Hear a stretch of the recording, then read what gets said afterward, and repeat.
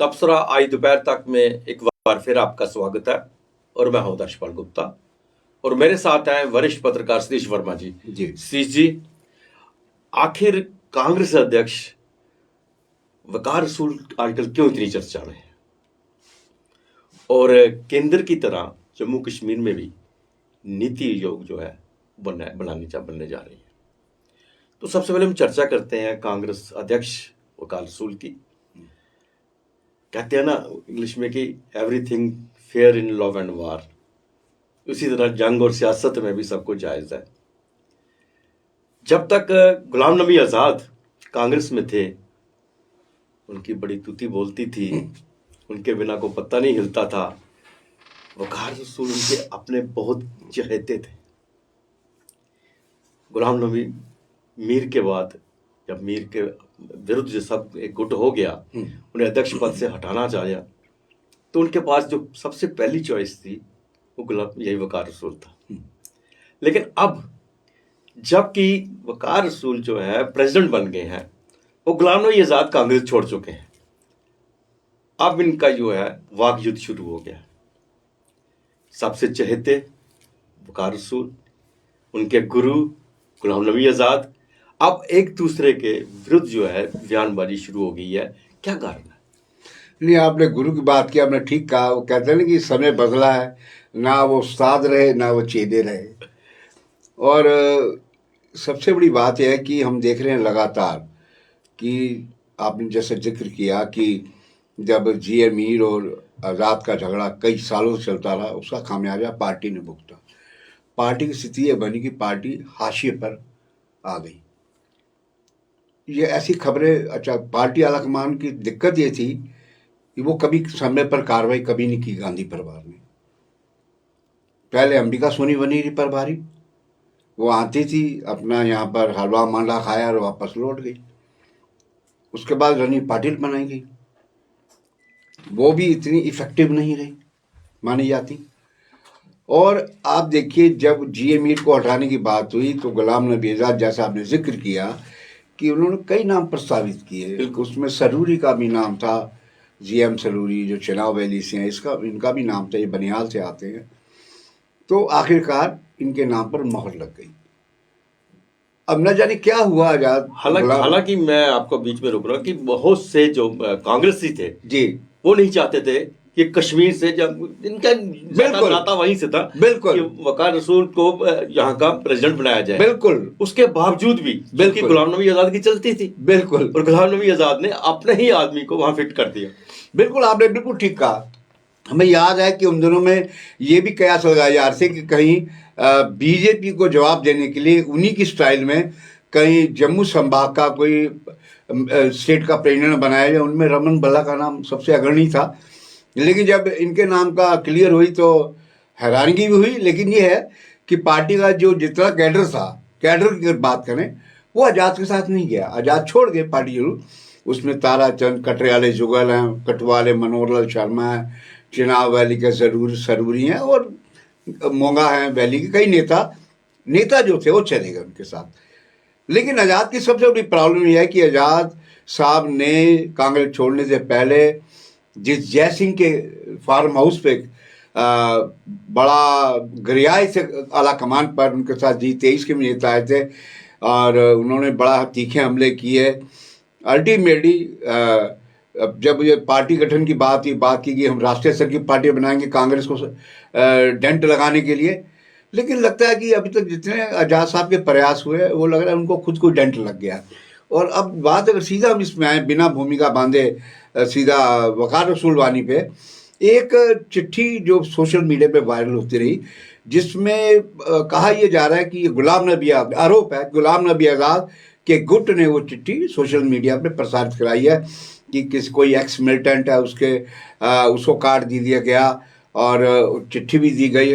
लेकिन हैरानी की बात है कि चिट्ठी पे गुलाम नबी आजाद की फोटो है जी, जो चिट्ठी वायरल हुई है। और दूसरा यह है कि जिसका कार्ड बनाया गया, जिस मिलिटेंट का नाम लिया गया उसका नाम ही नहीं है। तीसरी बात यह है, ये वो जो कह रहे हैं वकार उस्मानी कह रहे मेरे साइन तक नहीं है।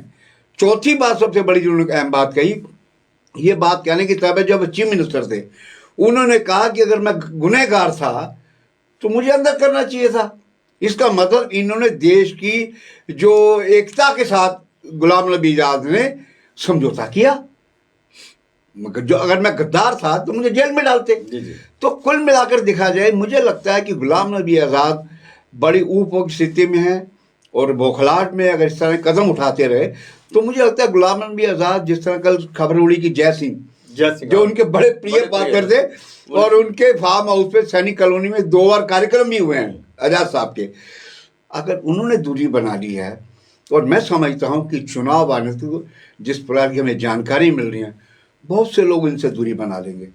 क्योंकि जो आदमी सियासत में आया है वो कोई धर्मार्थ काम करने तो आया नहीं, वो अपना भविष्य देखता है पहले, फिर उसके बाद दूसरे भविष्य देखता है।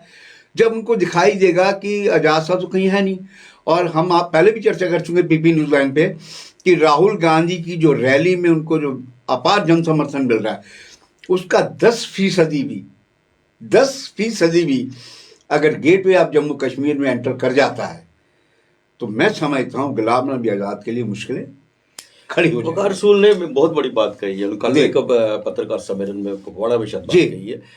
उन्होंने कहा है कि इनका जो अवार्ड है जी पद्मश्री का जी वो भी वापस ले लेना चाहिए। बिल्कुल, ये इनके ऊपर क्षमा कीजिए, बिल्कुल ठीक कह रहे हैं, इसके ऊपर आरोप है। अगर ये जानते थे जी इनकी कैबिनेट में या इनकी जानकारी में वो आतंकवादी जम्मू कश्मीर में सक्रिय है नेता हैं, उसकी जानकारी क्यों नहीं दी गई, उसके बारे में क्यों नहीं बताया गया, और क्यों नहीं उन्होंने उनके विरुद्ध एक्शन लिया। बिल्कुल, उस मैं कह रहा हूँ वकार रसूलवानी ने ये भी बात कही है कि ये सारी साजिश की जा रही है बीजेपी और आरएसएस के कहने पे, चूंकि वो एक तरीके से मनमोहन सिंह पर हमला कराकर, तत्कालीन प्रधानमंत्री, तत्कालीन गृह मंत्री शिवराज पाटिल पर हमले कराकर कि मैंने चिट्ठी लिखी, कोई कार्रवाई नहीं हुई, और इस प्रकार से कांग्रेस को एक संदेह के दायरे में लाना चाहते हैं, जो कि इनकी साजिश विफल हो गई है। इसलिए उन्होंने कहा कि अगर इन्होंने उस टाइम कार्रवाई की होती, यूनिफाइड कमांड के हेड थे, बिल्कुल, उसके अलावा गृह विभाग इनके पास था, तो बेहतर होता कि अगर सेंटर ने कार्रवाई की, हम मान लेते हैं उनके आरोपों में दम है, मान भी लीजिए, तो भाई साहब उसके बाद आप जब चीफ मिनिस्टर हटाए गए यहाँ से, सरकार गिर गई, तो उसी मनमोहन सिंह के नेतृत्व वाली सरकार में स्वास्थ्य मंत्री कैसे बने रहे? आपकी नैतिकता पूरी तरह मर चुकी थी, आपको जरा ख्याल नहीं है देश की सुरक्षा से कि जो लोग तो आपकी पार्टी के अंदर है या पार्टी के बाहर हैं, क्योंकि उन्होंने नामों का खुलासा नहीं किया। उसमें हो सकता है एनसी की बात कर रहे हो या पीडीपीआर की बात कर रहे हो। तो मैं समझता हूँ आजाद साहब की क्या नैतिकता उस टाइम चादर ओढ़ के सो गई थी कि जो कि उनको ख्याल नहीं आया कि इतनी बड़ी चिट्ठी लिखने के बावजूद अगर सेंटर कार्रवाई नहीं कर रहा तो आप करते कार्रवाई।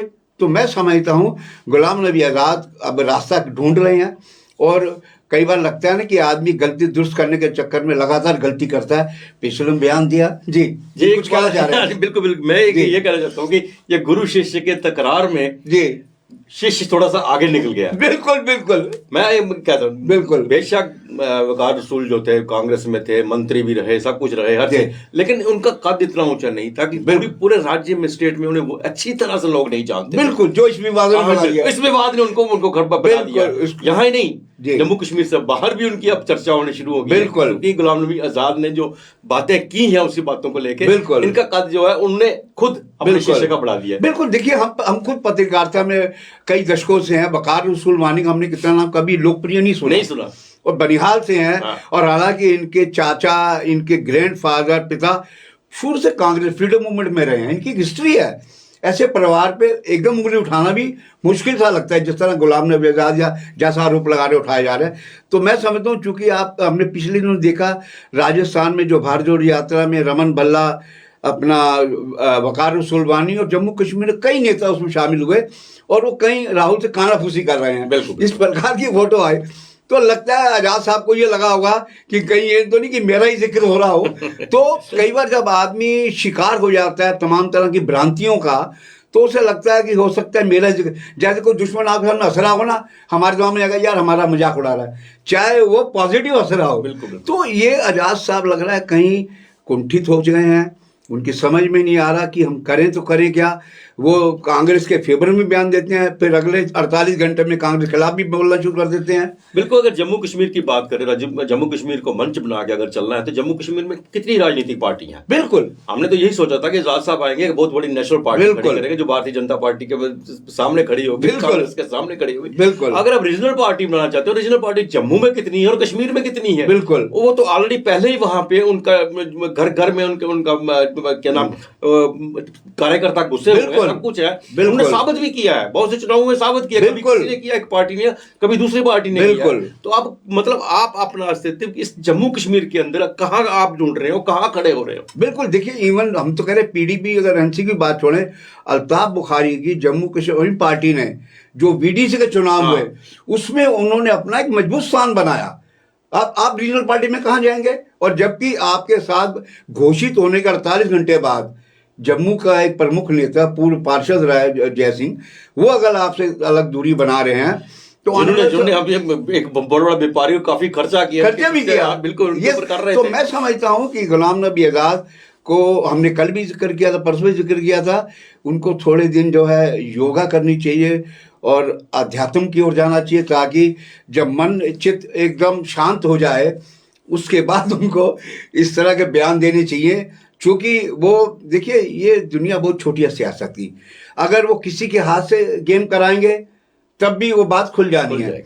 और वकार रसूल वानी, जो अहम बात जो आपने बिटवीन द लाइन बात कही है, जिस वकार रसूल वानी को मैं समझता हूँ जम्मू संभाग के कोई कार्यकर्ता नहीं जानता था पूरी तरह, उसको गुलाम नबी आजाद ने आज राष्ट्रीय स्तर पे एक चर्चा का विषय बना दिया। और हम ये भी समझते हैं, आप देखेंगे हमें भी दिखाई देता है कि जितने तीखे शब्दों में गुलाम रसूल वानी हमले करते हैं, चाहे वो बीजेपी पे हमले हो, गुलाम नबी आजाद पर हमले हो, अपने आम आदमी पार्टी हमले हो, मुझे नहीं लगता कि कांग्रेस का कोई नेता जम्मू कश्मीर का इतने तीखे हमला करता हो। रमन भला बोलते हैं, लेकिन जिस प्रकार से ये सीधा डायरेक्ट हिट करने की कोशिश करते हैं, खासतौर से गुलाम नबी आजाद का जो प्रकरण जब से चला है, तो मैं समझता हूँ आजाद साहब इतने मैच्योर, और मैं समझ इतने दशकों तक उन्होंने केंद्र की सत्ता में अपना एक अहम स्थान बनाए रखा है, तो उनको अब थोड़ा उम्र भी हो गई है, थोड़ा उनका परिपक्वता के साथ इन चीज़ों को देखना चाहिए। क्योंकि देखिए, ये जिस उम्र के जिस पड़ाव पे हैं और जो उनका राजनीतिक सिस्टम वजूद है, उनको ध्यान में रखते उनको एक एक शब्द बड़ा सोच समझ के बोलना चाहिए। क्योंकि कहाँ उनका एक सिक्का चलता था और कहाँ उनको जम्मू कश्मीर के मामलों में कांग्रेस का एक मुगल आजम समझा जाता था। लेकिन आज जो उनकी स्थिति है, तो मैं समझता हूँ बड़ी चिंतनीय है। स्थिति जी, एक जम्मू कश्मीर को लेकर खबर भी है कि जिस तरह नीति आयोग है केंद्र में, इस तरह जम्मू कश्मीर यूटी में नीति आयोग जो बनाने जा रही है, ताकि अपने ही जो राज्य के फैसले हैं, यूटी के फैसले हैं, उनको किस तरह से करना है, वो नीति आयोग की तरह यहीं पे सेटल की, ना कि केंद्र की तरफ देखा जाएगा। बिल्कुल, जैसे आप देखिए, जैसे NIA हमारे यहाँ से नेशनल इन्वेस्टिगेशन एजेंसी, कोई टेररिज्म कार्रवाई हो, टेरर फंडिंग हो या हवाला ट्रांजेक्शन हो, उसको NIA आमतौर पे देखती रही है और बड़े बड़े केस उन्होंने सॉल्व किए हैं। और ये भी कहेंगे, कल भी हमने जिक्र किया था, ये NIA की एक कार्य कुशलता है जिसकी वजह से घाटी के हालात, तो एक उनकी भी अहम भूमिका सुरक्षा बलों की है, नो डाउट, सेना की अग्रिम भूमिका है। लेकिन अगर जांच एजेंसी की बात करें, NIA ने कमाल का काम किया है, उसी की तरफ यहाँ SIA बनाई गई है। और मैं समझता हूँ जिस प्रकार की डेली एग्रीकल्चर में खबर है, उसके मुताबिक जिस तरह हमारा राष्ट्रीय नीति आयोग है, उसी की तरफ पे जम्मू का बनेगा, ताकि उसका बजट एलोकेशन होगा, वो डिसीजन लेने के अपने उनके हक होंगे, चाहे वो IIT की बात है, IIM की बात है, या दूसरे मामले एजुकेशनल या मेडिकल कोई उन्होंने इंस्टीट्यूशन खड़े करने हैं। तो मैं समझता हूँ अगर ये ऐसा होता है तो हमारे जम्मू कश्मीर के लिए ये समझ लीजिए मोदी सरकार का एक बड़ा कदम होगा। और चूँकि संजीव परगाल की ये खबर, हमने वही एक्सक्लूसिव खबर इस तरह निकालते हैं, तो मैं समझता हूँ इसमें लग रहा है मोदी और अमित शाह, ये दोनों शख्स जो हैं इस मामले में बेहद संवेदनशील लग रहे हैं हर मुद्दे पर। और डॉक्टर जितेंद्र सिंह का जिक्र करे बिना बात अधूरी रह जाती है। और मैं समझता हूँ कि उनकी भी कहीं ना कहीं इस मामले में भूमिका होगी, बिल्कुल, क्योंकि जितनी भी बड़ी बड़ी परियोजनाएं आई हैं, अगर सड़क की बात करें तो उसमें नितिन गडकरी का कोई सानी नहीं अब तक सड़क परिवहन, उन्होंने गजब का काम किया पूरे देश में, हमारे जम्मू कश्मीर में भी। तो डॉक्टर जितेंद्र सिंह की भी इसमें लाजमी तौर पर कहीं ना कहीं भूमिका होगी। तो हम इसके लिए जितेंद्र सिंह को साधुवाद लाजमी तौर पर कहेंगे कि इस प्रकार के अगर कदम उठाए जाते हैं तो यहाँ के लोगों की बेहतरी हो सकती है। ये था तबसरा दोपहर तक का। बाकी खबरों के लिए आप देखते रहें पीपी न्यूज़ लाइन। नमस्कार। नमस्कार।